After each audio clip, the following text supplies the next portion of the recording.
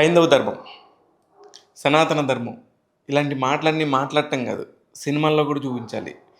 అలాగా మాట్లాడుతూ సినిమాల్లో చూపించు తను నమ్మిన సిద్ధాంతానికి కట్టుబడి ఉండే వ్యక్తులు చాలా తక్కువ మంది ఉంటారు.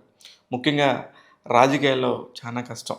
కానీ ఒక పక్క సినిమాల్లో ఇలాంటి మాటలే మాట్లాడుతూ, రాజకీయంగా కూడా ఇలాంటి మాటలే మాట్లాడుతూ ఉన్న ఒకే ఒక వ్యక్తి పవర్ స్టార్ పవన్ కళ్యాణ్ గారు. ఆయన నటించిన చిత్రం చాలా కాలం తర్వాత అలాగా ఎదురు చూస్తూ ఉన్న టైంలో 'హరిహర వీరమల్లు'గా ప్రేక్షకుల ముందుకొచ్చింది. ఈరోజు ప్రీమియర్ షోలు జరిగాయి. ప్రతి ప్రీమియర్ షో కూడా కన్నుల పండగగా అంతా హౌస్‌ఫుల్ ఉంది. కాకపోతే ఎక్కడ సింగిల్ స్క్రీన్‌కి, మల్టీప్లెక్స్‌లో సినిమాలు చూసిన దానికి తేడా ఏందనేది నాకు ఈరోజు అర్థమైంది. ఈ ప్రీమియర్స్‌లో అదేదో పూనకాలొచ్చినట్టు ఒక 3 గంటల పాటు ఆ పక్క స్క్రీన్ మీద పవన్ కళ్యాణ్ వీర విహారం చేస్తుంటే ఇక్కడ వీళ్ళందరూ మామూలుగా పూనకాలొచ్చినట్టు మాట్లాడుతూనే ఉన్నారు, డాన్స్‌లేస్తూనే ఉన్నారు. అది ఫ్యాన్స్ అంటే. అలాంటి ఒక ఫ్యాన్స్ పవర్ మానియాలో సినిమా చూస్తే ఎలా ఉంటదో ఈరోజు నేను ఎక్స్‌పీరియన్స్ చేశాను. చాలా కాలం తర్వాత పవన్ కళ్యాణ్ గారు స్క్రీన్ మీద రావటమో, లేకపోతే ఏమో గానీ ప్రతి ఫ్రేమ్‌ని కూడా ఎంజాయ్ చేశారు. ఇకపోతే ఈ సినిమాలో నేను కథ పాయింట్‌లో ఏం చెప్పను. ఎందుకంటే 'హరిహర వీరమల్లు' ట్రైలర్‌లో అతను ఒక వజ్రాల దొంగగా అలా చూపించారు.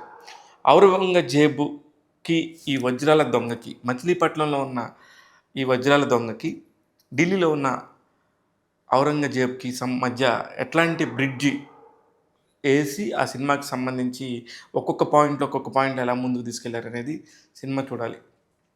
అసలు భయంకరమైన వరదలో అనుకోకుండా ఆ నదిని దాటుతున్న ఒక తల్లి దగ్గర నుంచి ఒక బిడ్డ ఆ బుట్టలో నుంచి వెళ్ళిపోతే, మళ్ళీ ఆ బిడ్డని ఎక్కడ నవ్వుతూ ఉంటాడు ఆ బిడ్డ ఆ నదిలో అలా కొట్టుకుపోతని, ఆ నవ్వుతూ ఉన్న బిడ్డకి ఒక బ్రాహ్మణులకి దొరుకుతది. ఆ బ్రాహ్మణులందరూ కూడా ఆ బిడ్డని చేరదీసి, పక్క గరుత్మంతుడొచ్చి కూడా ఆ బిడ్డని ఏమీ చేయలేదు, నవ్వుతూనే ఉన్నాడు. ఓ పక్క హరి పంపించాడు. ఇక్కడేమో టెంపుల్ చూస్తేనేమో హర టెంపులు. అంటే శివుడి టెంపుల్ అడ్డనామాలు తీసుకొచ్చిందేమో గరుత్మంతుడు నిలువు నామాలు. ఇప్పుడు ఈ పిల్లాడికి ఏం పేరు పెట్టాలంటే, ఆ పిల్లాడికి హరిహర వీరమల్లు అని పేరు పెట్టాలని చెప్పేసి ఆ రోజు నామకరణం జరిగింది. ఆ తర్వాత ఆ పిల్లోడు ఏం చేశాడు? అసలు దొంగగా ఎందుకు మారాడు? అయన్నీ కూడా మీరు చూడాలంటే మాత్రం థియేటర్‌లో చూడండి. ప్రతి దానికి కూడా ఒక లింక్ ఉంటది. ఎక్కడ లింక్ చెదిరిపోదు. ఇకపోతే అసలు ఈ సినిమా మొత్తం గూడా అసలు పవన్ కళ్యాణ్ గురించి కాదు, ఇంకొకళ్ళ గురించి కాదు. ఈ సినిమా మాత్రం ఖచ్చితంగా ఆడాలి. ఒక అద్భుతమైన వ్యక్తి, ఒక గొప్ప నిర్మాత కోసం ఈ సినిమా ఆడాలని పవన్ కళ్యాణ్ లాంటి వారిలే వచ్చి నడుం కట్టుకొని మీడియా ముందుకొచ్చి మాట్లాడుతున్నారు ఈరోజు. అలాంటి వ్యక్తే ఏఎం రత్నం గారు. భారతదేశం గర్వించదగ్గ నిర్మాత. ఎంత భారీతనం ప్రతి ఫ్రేమ్‌లో ఇప్పుడు నేను చెప్పిన మొదటి ఫ్రేమ్ నుంచి మళ్ళీ చివరి ఫ్రేమ్ వరకు ఎంత అద్భుతంగా ఉండింది. ఎంత అసలకి పకడ్బందీగా అంటే పకడ్బందీగా ఉంది. ఒక పక్క ఫైట్ కొరియోగ్రఫీ చేశారు పవన్ కళ్యాణ్ గారు ఈ సినిమాలో. చాలామంది ఫైట్ మాస్టర్స్ ఉంటారు. Top fight masters. కానీ ఈయన ఒక మార్షల్ ఆర్ట్స్‌లో విద్య పొందినట్టు ఉన్నాడు కాబట్టి, ఈయన కూడా దాన్నంతా యాక్షన్ కొరియోగ్రఫీకి సంబంధించి ఈయన ఒక టైటిల్ ఏసుకున్నాడు. అదొక చాలా హ్యాపీ అనిపించింది. అంటే మనకొక వర్క్ వస్తే దాన్ని ఎక్కడెక్కడ ఎలా యూటిలైజ్ చేయాలో తెలిస్తే దాన్నంత బాగా చేయొచ్చు. ఇకపోతే అన్నిటికి మించి హైందవ మతం గురించి. హైందవ మతం యొక్క గొప్పతనాన్ని ఆ రోజుల్లో 1670, 1680 ప్రాంతంలో ఔరంగజేబు కొంతమంది వాళ్ళ మతంలో గనుక మారకపోతే మనల్నందరినీ కూడా కప్పం కట్టాలి.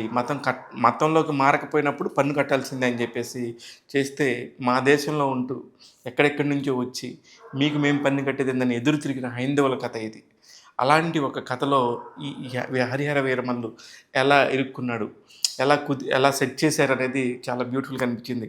ఇకపోతే ఈ సినిమా దర్శకుడు ఒక పక్క 'క్రిష్ జాగర్లముడిని', మరో పక్క 'జ్యోతికృష్ణని'. ఎవరెవరు ఏం సీన్‌లు తీశారో తెలీదు గానీ, ఇద్దరు ఎవరు ఎలా తీసినప్పటికీ, ఎవరు ఎంత తీసినప్పటికీ కూడా 'హరిహర వీరమల్లు' మాత్రం ఇద్దరి దర్శకులకి క్రెడిట్ చెందుద్ది.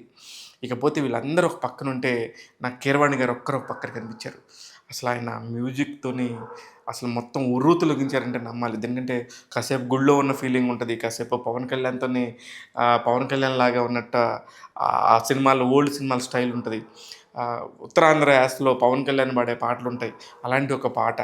ప్రతి ఒక్కటి చుట్టుపక్కల నటీనటులు ఎంత బాగా కుదిరారంటే సత్యరాజ్ గారు మన కట్టప్ప క్యారెక్టర్ చేసిన సత్యరాజ్ గారు రఘుబాబు గారు, చుట్టుపక్కల ఉండే వాళ్ళందరూ కూడా ఎంతో బాగా కుదిరారు.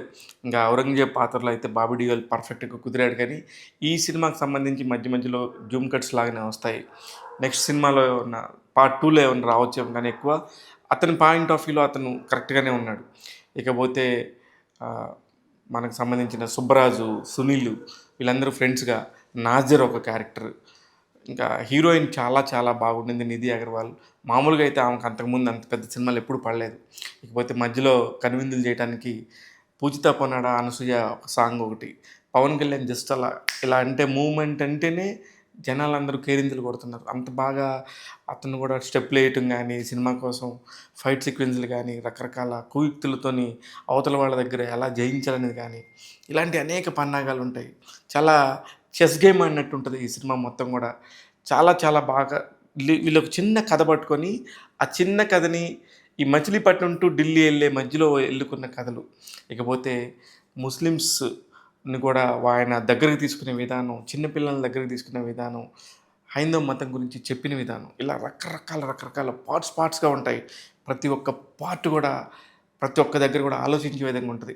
అన్నిటికంటే మించిది అసలు ఈ సినిమాలో ఈ జంతువుల టాపిక్ ఎందుకనుకుంటే, ఆయన ఇప్పుడు ఒక జంతు మినిస్టర్ లాగా జంతువులకు సంబంధించిన మినిస్టర్ లాగా ఉన్నారు కాబట్టి, అలాగా ఒక పాయింట్ పెట్టారేమో అనిపిచ్చింది. వాటి దగ్గరకొచ్చేసి వాటికి ప్రాణహాని లేదు అనుకున్నప్పుడు, ఏ జంతువు కూడా మనల్ని ఏం చేయదని చెప్పి చెప్పటం కోసం ఒక సీన్ పెట్టినట్టు అనిపిచ్చింది. అదొక్కటి మాత్రం నాకేదో పెట్టిచ్చి, ఇరికిచ్చినట్టుగా ఉన్న సీన్‌లాగా అనిపిచ్చింది. కానీ మిగతాదంతా కూడా సినిమాకి సంబంధం ఉన్న పాయింట్స్ లాగానే అనిపిచ్చింది. ఇకపోతే భారీతనం, నిండుతనం, వజ్రాలు, ఆ రోజుల్లో వజ్రాలు సోలల్లో ఎంతకు అమ్మేవాళ్ళు? 10 పైసలకి అన్నాకి రూ. 10 అంటున్నారు కానీ, ఇవన్నీ కల్పిత కథ అయినప్పటికి కూడా చాలా హాయిగా అనిపిచ్చింది. చాలా చాలా బావుంది. ఇప్పుడు ఒక ఆర్ట్ డైరెక్షన్ గురించి కూడా ప్రత్యేకంగా మాట్లాడుకోవాలి. తోటతరణి గారి గురించి. ఎన్ని సెట్స్ ఏసారండి. ఎంత బ్యూటిఫుల్‌గున్నాయి. నిజంగా ఆ రోజుల్లోకి వెళ్ళిపోయావా అన్నట్టుగా అనిపించింది. చాలా చాలా చాలా భారీతనంతోనే. ఇలాగ ప్రతి ఒక్కటి కూడా మధ్యలో భద్రం ఒక చిన్న క్యారెక్టరు.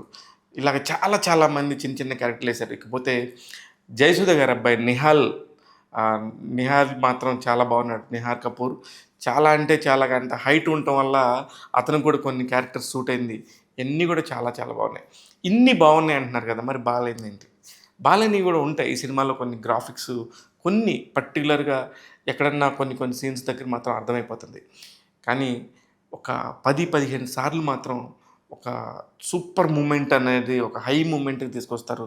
ఆ 10, 15 విత్ డైలాగులతో సహా ఉంటాయి.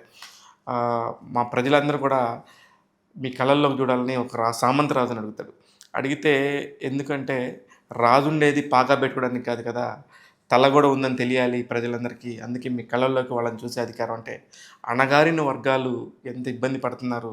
వాళ్ళందరూ గూడా వచ్చి రాజుకు చెప్పుకునేటట్టు ఉండాలనేది ఇట్లాంటి అనేకం ఉన్నాయి. ఇట్లాంటి సందర్భానికి తగ్గట్టుగా డైలాగులు రాసిన సాయి మాధవ్ బుర్రావు గారు ఓ పక్క, ప్రణయ్ చంద్ర అని కొత్త కుర్రోడట. అతను కూడా చాలా బాగా రాశారు. ఇలాగ ప్రతి ఒక్కళ్ళు కూడా తీసుకున్న ప్రతి ఒక్క పాయింట్‌లో కూడా చాలా చాలా కుదిరారు. ఇలా చెప్పుకుంటూ పోతే ఇంకా చాలా చెప్పుకోవాలి. ఇంకా ఈ సినిమా ఈ రేంజి నేను కూడా ఊహించలేదు. అస్సలు ఏ ఎక్స్‌పెక్టేషన్స్ లేకుండా ఎళ్ళిన నాకింత గొప్పగా అనిపిస్తుంది కాబట్టి, ఎక్స్‌పెక్టేషన్స్ లేకుండా ఎళ్ళండి. పరిపూర్ణంగా ఎంజాయ్ చేస్తారు. హ్యాపీగా ఉంటది. 100% పవన్ కళ్యాణ్‌కి చాలా కాలం తర్వాత వచ్చిన 'హరిహర వీరమల్లు' సినిమా థియేటర్‌లో డెఫినెట్‌గా చూడండి. పైరసీలో మాత్రం చూడొద్దు. మీరు మిస్ అవుతారు థియేటర్ ఎక్స్‌పీరియన్స్‌ని. ఎందుకు ఇంత చెప్తున్నానంటే, ఒక సినిమా ఇండస్ట్రీలో ఒక నిర్మాత బతికితేనే 10 మందికి పని దొరుకుతది. ఆ ఒకే ఒక్క కారణంతో ఇంత పెద్ద రివ్యూ ఇలా చెప్తున్నాను. ఖచ్చితంగా ఈ సినిమా చూడమని చెప్తున్నాను. అంత సూపర్‌గా ఉంది. పర్ఫెక్ట్‌గా ఉండింది. 'హరిహర వీరమల్లు' సినిమాకి టాగ్ తెలుగు ఇస్తున్న రేటింగ్ 3.5/5. నేను మీ శివ మల్లాల.